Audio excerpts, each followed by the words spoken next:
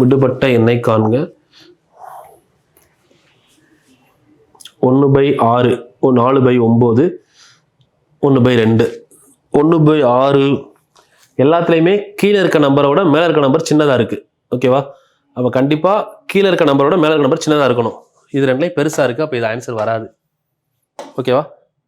அடுத்து என்ன கேட்குறாங்க, லாஜிக்கலாக இது வர்றதுக்கு வாய்ப்பு இல்லை. ஏன்னா இது எல்லாமே என்னது அப்படின்னு பார்த்தீங்கன்னா ஃபேக்டர்ஸில் ரெண்டு இருக்குது. ஒன்று வந்து பார்த்தீங்கன்னா இந்த பின்னத்தில் தகு பின்னம் தகா பின்னம், ப்ராப்பர் இம்ப்ராப்பர்னு சொல்லுவோம். இது ரெண்டும் இம்ப்ராப்பர் ஃப்ராக்ஷன். இங்கே இருக்க எல்லாமே ப்ராப்பர் ஃப்ராக்ஷன். சரிங்களா?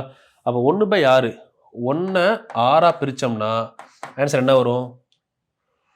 0.166ன்னு வரும்.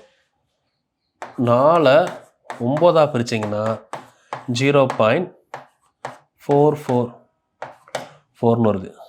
1 2ஆக பிரிச்சிங்கன்னா 0.50ன்னு வருது.